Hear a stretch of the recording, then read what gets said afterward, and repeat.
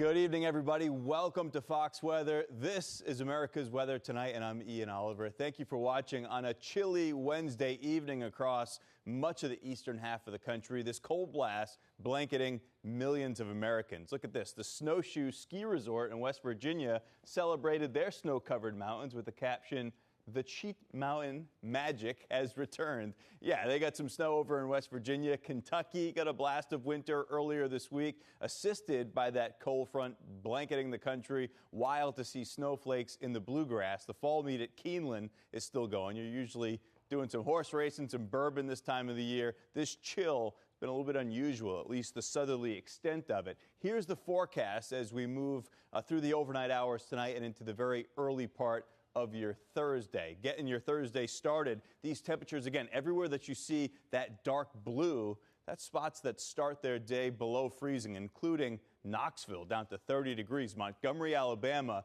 33 degrees, so awfully close to the freezing mark. We've got freeze warnings extending into the deep south. St. Louis, you're in the low and mid 30s.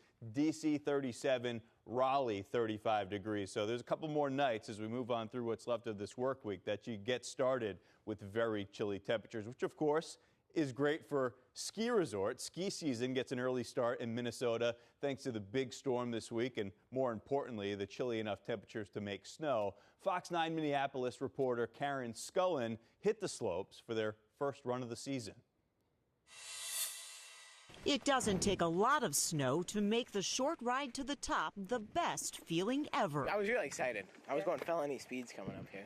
Felony speeds? Yeah. Oh, that's a new one for me. It took 2 nights of making snow to build up a base deep enough for the jumps, slides, and glides. Wild Mountain more than ready to get the season underway. So it's just been a tradition here at Wild Mountain to be open first in the nation, and we finally did it this year. And it looked too good to pass up. But for me, getting to the top was the biggest challenge. I can ski, I just can't do a dang tow rope. I've never used a tow rope. Oh, well, okay then. Alrighty, just gonna be all like that. At the top, I got a bit of a lecture on tow rope use before I put my skills to work. A fun ride and glide to the bottom. For everyone here, just a really good day. Oh, yes, I love it. I've been looking forward to it I guess all summer, getting back into skiing. And I know it'll still be a while till the ski season really starts up again. But, yeah, just excited to be back out on the snow. While today was chill, this weekend is looking not so chill. So you'll remain open even though it's 70? We're going to try to. We'll see what the weather looks like coming up, but we'll see what happens for the weekend. No matter what, though, Wild Mountain takes home the prize for being first. And what do you get for being first? Just happy, enjoy, and excitement, right? Yeah, it might be fake snow, but those early season turns are certainly a bonus. Get the legs going for when ski season arrives in earnest. To Florida now, more people are being allowed to return to their homes in Fort Myers Beach. This after Hurricane Ian devastated the region. Fox Weather's Nicole Valdez was there with more on the return. There are still so many homes that look just like this one to my left that has just collapsed. The debris is everywhere. It is still extremely dangerous to be moving through Fort Myers Beach. But today we are seeing some residents return to their homes and start to try and pick up those pieces. As I walk through here, I'll point out what you can still see on the ground: power lines, pieces of glass and metal, and the roof of this home just scattered all over the driveway. And this really just goes on for miles and miles. It's hard to believe it's been 3 weeks since the hurricane. When you look at this, it seems like it may have just happened yesterday, but believe it or not, what you're seeing today looks a lot better than what it looked like in the just days after Hurricane Ian moved over Southwest Florida. A lot of progress has been made. We're talking several 100,000 cubic yards of debris has already been cleared from the roads. It's why many more cars are able to make it through now and get to some of the areas that have been harder to reach for some time. Water is slowly turning back on. Power is slowly coming back for those buildings that can function and are still standing. But of course, we know it's going to be a very long time before things get anywhere near back to normal here, as just the sheer devastation goes on for much of the island. two of the only ways on to Fort Myers Beach are now back open, thankfully. The Big Carlos Pass Bridge and another bridge to the south of the island are now accessible, and people can now come on, and whether it's getting to their homes or getting to their businesses, they're able to start making that progress. So a lot of things here are taking place, and it really is all good news. Of course, when you look around, it doesn't seem like much has happened, but these are big steps in the right direction to getting Fort Myers Beach to where it needs to be. Of course, the question is, will people come back, and how long will it take for them to come back? I'll tell you, I just spoke to actually the real estate agent who sold a man this property. He says, look, we're down, but we're not out. Many who I know and friends here who've bought houses here, who once lived here, called Fort Myers Beach home, say they want to come back, they want to rebuild, no matter how long it takes. And as residents return, the destroyed Sanibel Causeway, connecting one of the hardest hit barrier islands to Florida's mainland, is reopening ahead of schedule. In fact, way ahead of schedule. Here's what Florida Governor Ron DeSantis had to say. This was really significant damage, more significant than even the Pine Island Bridge. We had an ambitious agenda and an ambitious roadmap to get this done by the end of October, but I'm happy today by opening it today. We're way ahead of schedule. That right there, really good news for the region. And as much of the Fort Myers area reopens, Ian is also leaving a lasting impact on one of the state's most vital industries, agriculture or food production. Fox 35 Orlando's Amanda McKenzie reports.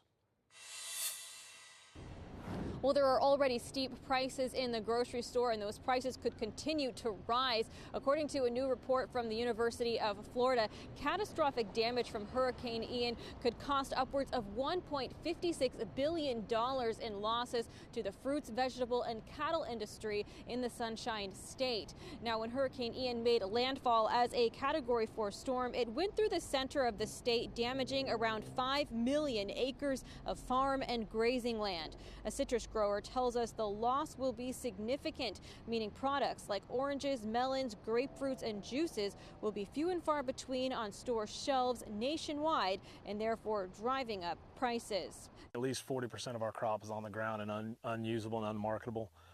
We're looking at maybe a 10% tree loss. Some of the citrus trees still standing could die in the coming months. Ian's intense rainfall dumped between 12 and 20 inches in many areas, oversaturating the ground and causing tree roots to slowly rot. Some farmers say it could take years to recover from this, so it could be some time before we see those prices go down. Reporting in Lake Mary, I'm Amanda McKenzie.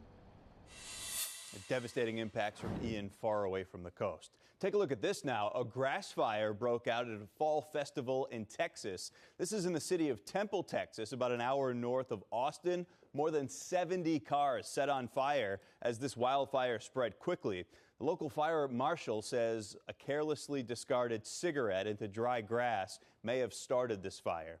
The blaze also destroyed the family-owned farm's pumpkin patch. Thankfully, no injuries were reported, but you could see how quickly that fire broke out in that area. You can clearly see how dry it is. Now, parts of Texas got some much-needed rain over the past several days with a disturbance that moved on through. Pockets of heavy rain, but it wasn't widespread. Because of that, you see this horrible drought that's been persisting over the last several months in Texas. Extreme and exceptional drought in these areas. That's where you see the red and then that dark red. Those are the two worst drought categories. We did see some rain. That's helpful down across South Texas. West Texas also saw some downpours earlier this week. So that's helpful, but we got a long way to go, particularly across Central Texas, to improve these awful drought conditions. Okay, let's take a peek at what your night looks like across the country. Eastern half of the country, it's chilly. That's been the big story this week, with this sharp dip in the jet stream allowing that cold Canadian air to pour all the way down to the northern Gulf Coast. Through the overnight hours tonight, mostly clear skies in NYC. Temperatures drop down into the low and mid-40s. Chilly first about the door tomorrow morning. Atlanta down into the mid-30s. Chicago awfully close to the freezing mark. Same thing up in Bismarck. You see clear skies and those temperatures in the mid-30s. We've seen persistent warm and dry conditions over on the West Coast, particularly in the Pacific Northwest, where it's been a very warm and dry summer that's bled all the way into your fall. Big changes coming later this week, cooler temperatures and some much-needed rain and mountain snow. Still to come here on Fox Weather, we're taking a look at the high cost to heat your home this winter, plus a look at the forecast for your day tomorrow. We'll be right back here on America's Weather Tonight.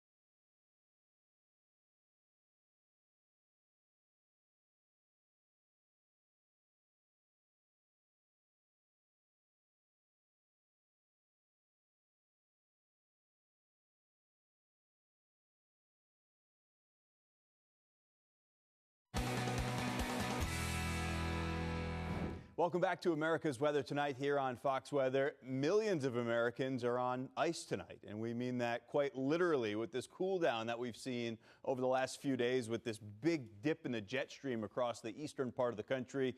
Here we go tonight for the Northeast. These are the overnight low temperatures, so we're getting your Thursday started with many folks at or below the freezing mark. Freeze warnings up for millions of Americans tonight. Pittsburgh, that's your forecast, right to the freezing mark. Elkins in the upper 20s. We showed you some of that snow that fell across the Commonwealth of Kentucky and into West Virginia. The high terrain sees those temperatures get very chilly once again tonight.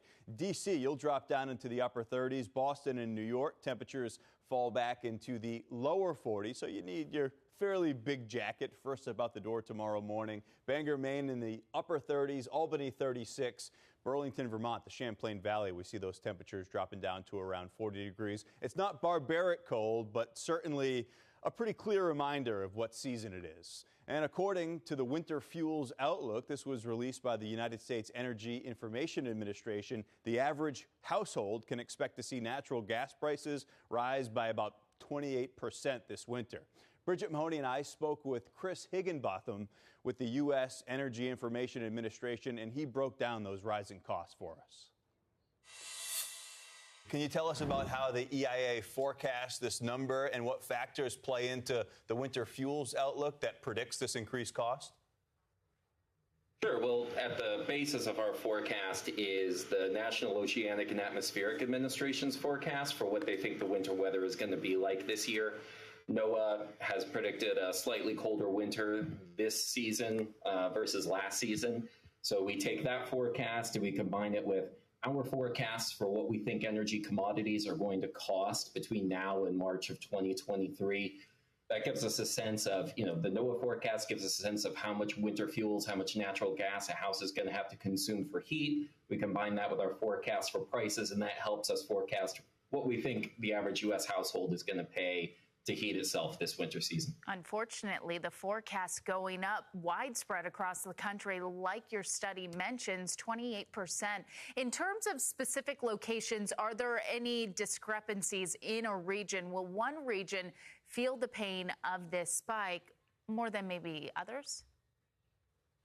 Well, pretty much any house in the United States that's heated by natural gas is going to see the largest increases among any fuel source for heat in the United States this winter. We expect that in the Midwest, they'll see about a 33% increase in the cost to keep their house warm this winter versus last winter, and that's the biggest increase that we see in our forecasts.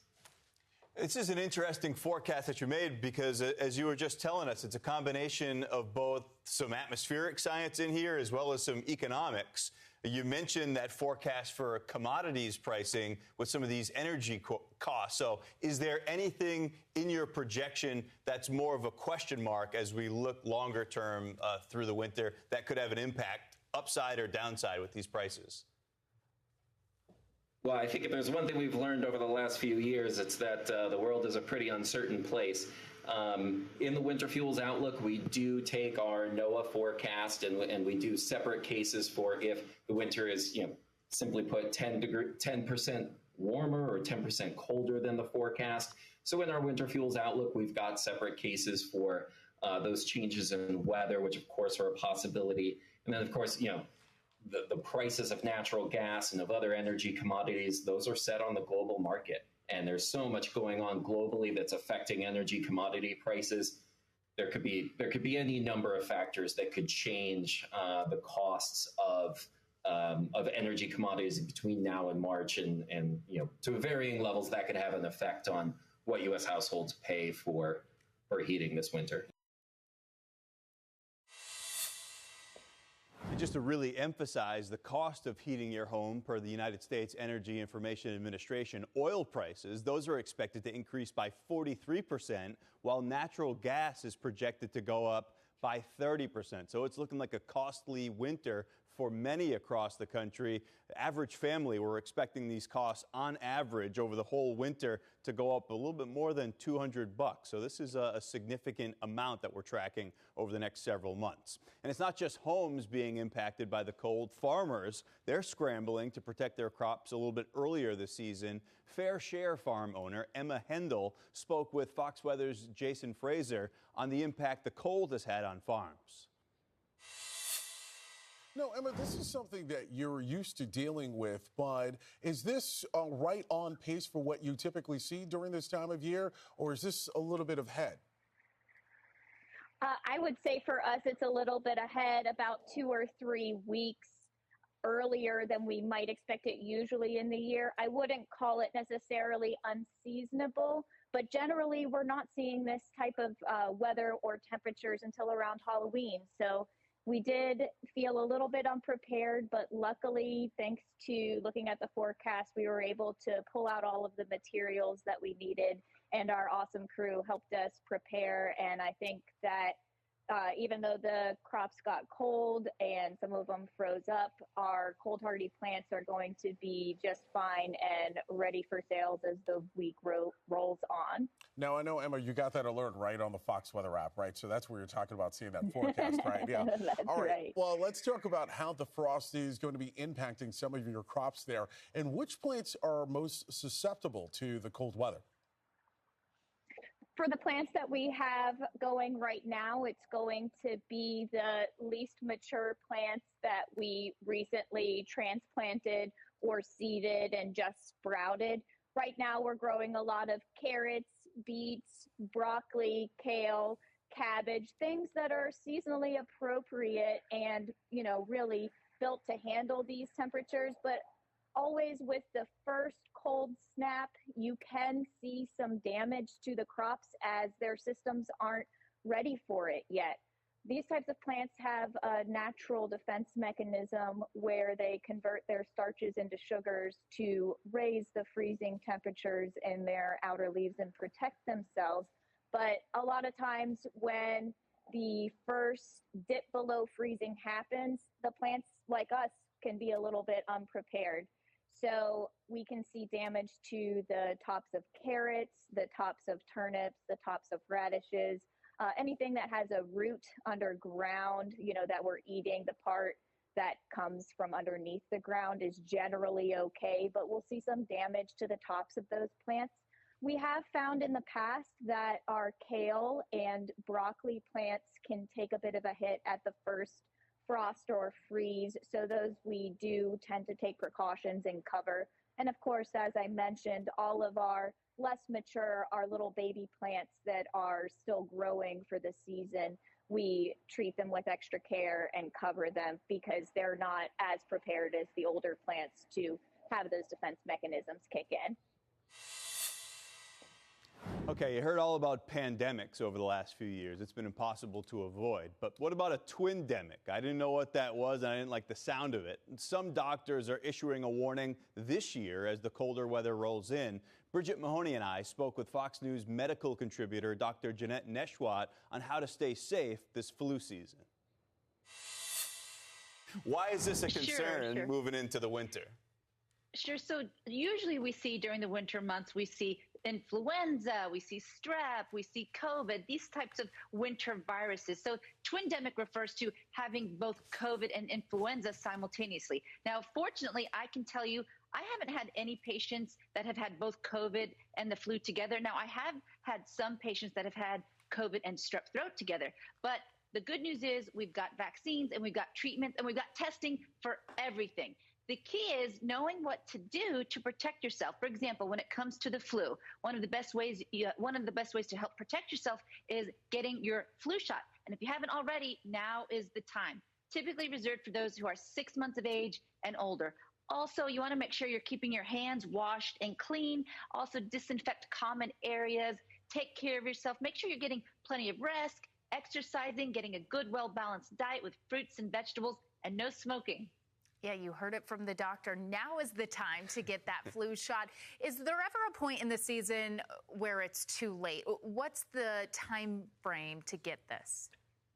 That's a great question. The CDC recommends try to get your flu shot by the end of October, but I typically see flu all the way up until March and even some cases in April. So it's best to try to get it now, no later than the next, few weeks. But if you get it in November, December, even January, that's okay, because again, a lot of the flu cases that I see happen to be in December, January, and February. And again, 6 months of age and older, you can also still get your COVID vaccine or your booster at the same time as you get your flu shot, because it would be bad luck if you picked up both at the same time. They both have some unwanted symptoms, fever and headache, chest pain, shortness of breath, coughing, body aches, that sort of thing. But again, the good thing is if you have any symptoms, you can go and get tested. We have tests to check for the flu, to check for strep, to check for COVID, and we've got treatments for all of them as well. 'Tis the season as those temperatures keep dropping. Okay, we got some spectacular images and video to show you. All this sent into Fox Weather. This in Flagstaff, Arizona, a time lapse from beautiful Flagstaff shared by the National Weather Service there. This was taken at sunset yesterday. Besides the views, what you can see is clouds streaming off the mountain peaks off in the distance there. These clouds are formed when moist air is forced up over the mountain. So anytime you get lifting, that's how you can generate cloud cover. And in this case, it's the actual terrain that's doing the lifting. As the air is forced up and over that mountain, it cools, it condenses, and you get some of that cloud cover. Just an indication that the atmosphere clearly a fluid and one that's disrupted by the large mountains off in the distance there. Beautiful. Next, low water levels bringing history to the surface. A shipwreck that was thought to be from the late 1800s or early 1900s was spotted in Baton Rouge, Louisiana.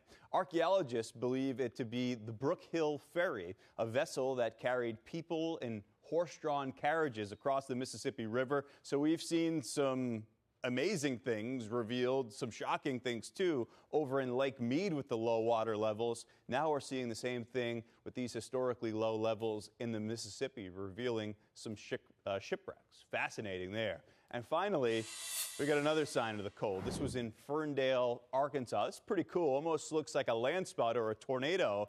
Its vortices form and drifting across the pond. And if you look right there, middle of your screen, you can see exactly what I'm talking about. We've had this cold air make it so far south across the country, including right there in Ferndale, Arkansas. The pond, that water, it's still warm. So the air, the cold air above the water, grabs some of that warmth and moisture. It gets some buoyancy or instability. And as that air starts to rise, that area where the air is rising gets filled in by air around it. It converges and develops a bit of swirl, and because of that, it's the same feature that develops an eddy or a landspout, except it's occurring over the pond, and it's got that misty look to it. So that right there is fascinating. We'll see more of that as we move into the overnight hours tonight with that cold air in plentiful supply across the eastern part of the country. So let's check out what the country has ahead. This is the forecast now as we move into Friday morning. There in the northeast, you see the temperatures are still cold, but for tomorrow afternoon, look at the forecast here. You've got plenty of sunshine now. Cold front's way off the coast, but those temperatures still lacking, running well below average in a lot of spots, except we do see a nice temperature recovery across the nation's midsection. That's the area that's been dealing with that big shock to the system as that cold air poured south from Canada. Low 60s with sunshine in New York tomorrow. Atlanta back up into the mid-60s. Look at Dallas. You broke earlier this week your stretch of more than 40 days without measurable rain. It was less than 1/10 of an inch, but it counts. Now the sun shines back. Temperatures in the low and mid-80s. Beautiful. Warm in Denver now, too, with high temperatures in the upper 70s, close to 80, more of that sunshine. We look to the northwest, getting toward the end of this extended stretch of warm and dry weather. Still very mild for now. A front moves in on Friday, bringing rain chances and eventually some much cooler temperatures heading into the weekend. Okay, that's going to do it for us here on America's Weather Tonight. Don't forget, for your latest forecast, download the free Fox Weather app, and you can watch us on all of your favorite connected TV devices. I'm Ian Oliver. We'll see you next time right here on Fox Weather. Have a good night.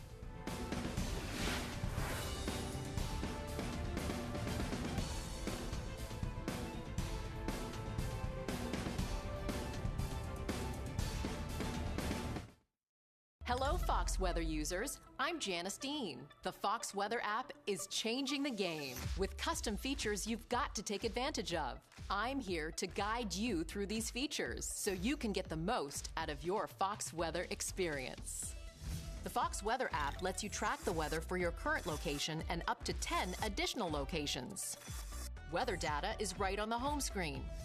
You can choose to view hourly, 14-day, or historical data by tapping each tab. From there, you can scroll to the right for a look at your future forecasts. Additionally, you can select any hour or day to get more information and scroll down for more details. This is just one of many great features the Fox Weather app provides to you. This app is full of all kinds of great customizable tools. So dive in and make the Fox Weather app your very own. Fox Weather, precise, personal, powerful. I'm Amy Freeze. Welcome to Fox Weather's YouTube page. We have more great videos on the way, so make sure to subscribe to stay updated on all things weather.